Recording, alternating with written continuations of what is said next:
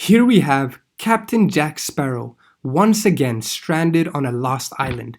Now, if he doesn't find food real soon, he's gonna starve, right? He cannot live off of rum forever. But interestingly, if we put a plant on an island, it doesn't complain. It can grow just fine and live very healthily without any complaints, right? So why is this?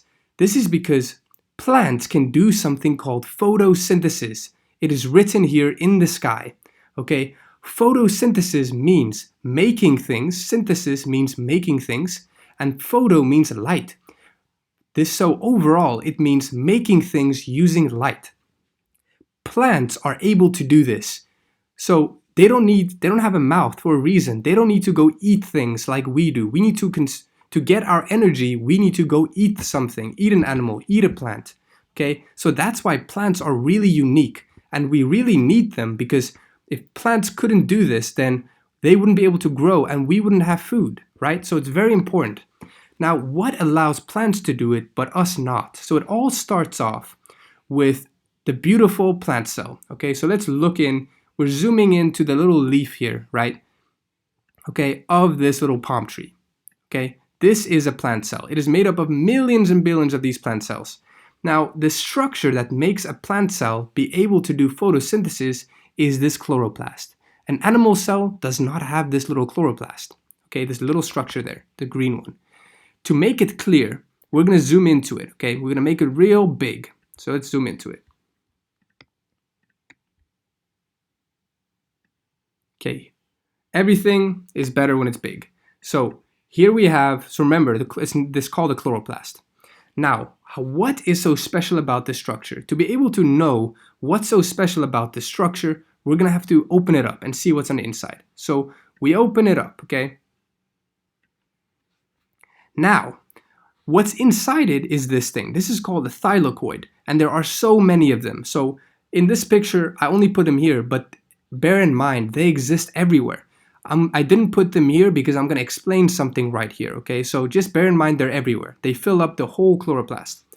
Now, since we're zooming, why not zoom in even more? So we're going to zoom in now into this little thing here, the thylakoid. As an SL student, bear in mind, you don't need to know the name, okay? You just need to know that this structure exists, but it's called the thylakoid. Okay, it's a disc-like structure like this. Now, the thylakoid is this special thing, okay? Because it is able to absorb sunlight. So we know sun emits energy in the form of light. Okay, this is called light energy. Okay, it's called light energy because light is made up of waves. Okay, so if you think about it, maybe you're like, okay, how is light energy? Okay, let me give you an analogy. Think about the ocean. The ocean has waves in it, right? Waves are pretty powerful. When a wave comes towards you and hits you, if it's a small wave, it doesn't have much energy, so it doesn't really move you, right? But it has some impact. Whereas a big wave hits you and it moves you, so it has power, it has energy. The same way that these waves in the ocean has energy, these waves coming from the sun in the form of light also has energy, and we'll see exactly what I mean by this energy and what it's going to do. So, now comes the light. It has energy, and it goes into this little structure called the thylakoid. Now, what does it do there? The thylakoid has water molecules inside it, okay? Water, H2O. 2 hydrogens, 1 oxygen, H2O. And you can see the hydrogens are bounded to the oxygen, just like this. Now, when the light from the sun comes, like I said, it has energy, it has power. So it's going to break apart, it's going to smash these water molecules to bits, okay? And by smashing it, it's breaking these bonds, okay? This is called photolysis, okay? Photolysis. So, bear in mind also that these hydrogens have an electron. They each carry an electron. So I'm just going to put a hat here, okay? And you don't need to understand this part for biology. Just know that hydrogen that is bounded to oxygen here is holding electrons, okay? So we're just putting it as a hat. So when this photolysis happens, photolysis literally means using light, because we know photo from photosynthesis means light, and lysis means to split apart. So it's using light to split apart or smash apart this water molecule into its constituents, into what makes it up. So what makes it up? oxygen. So obviously it's going to be split apart. This bond's being broken, so now oxygen's formed, and now hydrogen is formed. And remember, these hydrogens were carrying electrons, but this wave of energy from the sun, the light energy, even split them apart. So now we have electrons that are not attached to hydrogen. And when hydrogens do not have electrons, we call them protons. Protons, okay? A hydrogen without an electron is called a proton.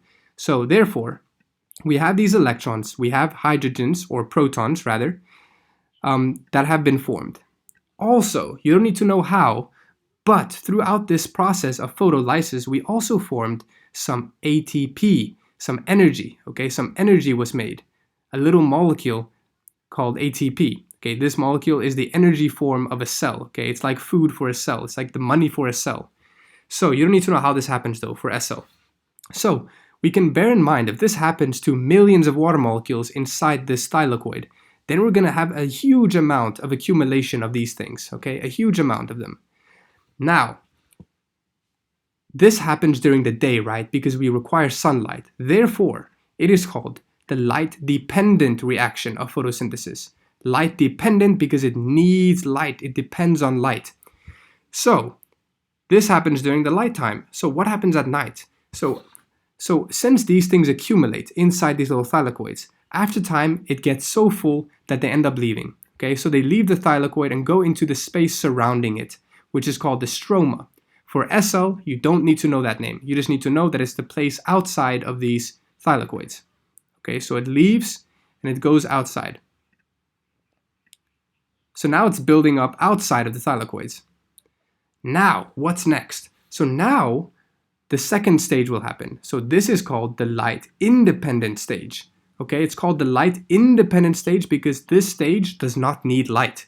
Okay, so I'm going to put a little shadow over this little chloroplast to show that it's dark. Okay, I'm going to replace the sun with a moon. Okay, because it's nighttime. So at night, we have all these molecules that have accumulated. And now they're going to combine together to form glucose. Okay, so we split water apart to have the individual molecules, and now these molecules will recombine into glucose. This is called carbon fixation, okay? And this is the structure here of glucose. So this will all make sense just now. Just wait a second. So we have here the structure of glucose, right? This is what is going to be formed from photosynthesis. What is glucose made of? We notice it's made up of carbon, oxygen, and hydrogens, right? And these little lines just represent little bonds, just like these little bonds here. Okay, so all of these molecules are arranged in this order, in this way to form glucose. Now, we notice we have oxygen and hydrogen. Okay, electrons are just going to be carried again by hydrogen once these hydrogens form again and bind to oxygen. So they're kind of associated with hydrogen. And to put them together in this unique fashion, we need ATP, or energy, right? It doesn't just miraculously get put together. We need to put in energy. Now, maybe you ask me now, okay, I see this, but where's the carbon come from? Because we don't have carbon here. That's a great question. Carbon dioxide is going to come from somewhere else. It's going to come from the air we humans and animals exhale. When we exhale, we release carbon dioxide, right? We take in oxygen and we release carbon dioxide. Carbon dioxide has some carbon and some oxygen. Okay, so when this gets released, plant cells will absorb it and transport it to these little chloroplasts where they will accumulate as well. So we will also have carbon dioxide in here. And now it makes sense because when all of these molecules combine with carbon dioxide, it will form a beautiful glucose. Now that is it. That is called carbon fixation because you're taking carbon and you're fixing it and putting into this nice, useful glucose structure. Now, what is this process called? What do we just do? This was photosynthesis, but what we really did is we converted light energy into chemical energy, okay? We converted light energy from the sunlight, from the sun's rays into chemical energy, this glucose. So this glucose now accumulates inside the chloroplast. And what's going to happen now is when us humans that can't make glucose by ourselves, we now need to eat this plant or this animal or whatever. And when we eat this plant, we now have this glucose inside our body. We can use this glucose and break it down to make more energy, to make our own energy called ATP, okay? But we don't make this glucose ourselves. We need to steal it from plants, okay? So that's it. That's photosynthesis. Now, normally, teachers show you this equation at first. I wanted to show you this last because now it's going to make sense. So this is the equation of photosynthesis. You can see we need carbon dioxide. Makes sense because we see we need the carbon from carbon dioxide to form glucose, right? From the air we exhale. We need water. That makes sense because water was required here in the thylakoid, right? To be split apart by photolysis. And combining these two using light, sunlight, right? Sunlight.